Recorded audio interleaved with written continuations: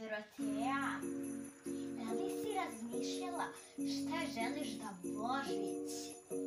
Pa, ja bih htjela neku stvar sa kojom bi se svi igrali. Kao, na primjer, kućice za barbike, jer imamo baš puno barbika. Ili možda sto za šminkanje, pa mi smo devojke, mi volimo da se šminkamo. Ili možda kuhinju koju bi se mogla igrati ja, ti, Mima i Ana. Super ideja! Lepo bi bilo kad bi moglo da se ostvari. Pa bilo bi lepo, ali morat ćemo se ostvariti.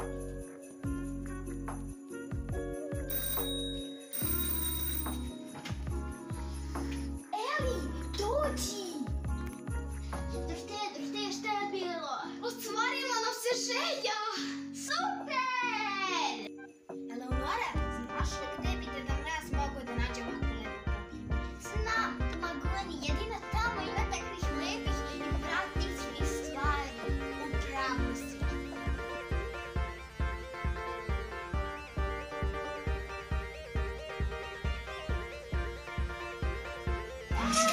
Opremimo ga.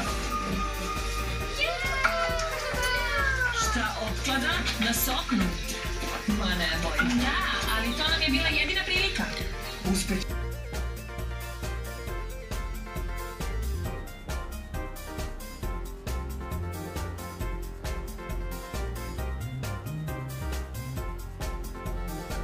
Mama, ova kuhinja je fantastična, baš mi se sviđa, presrećna sam.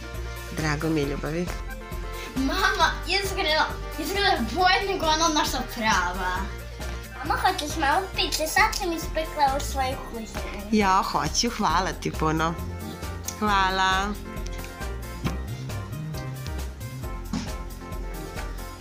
Mama, pa ova kuhinja izsvetli.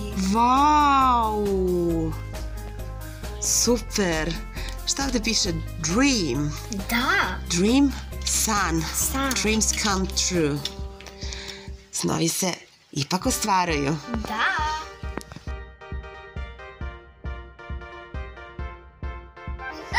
Ako želite da usrećite svoju decu, pozovite Magunu. I odaberite koje želite poklon.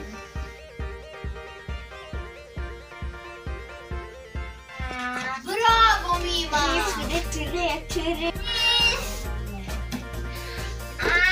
Rodi!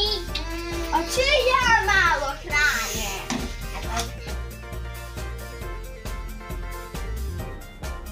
Da posoliš ili da malo zakuvaš. Da.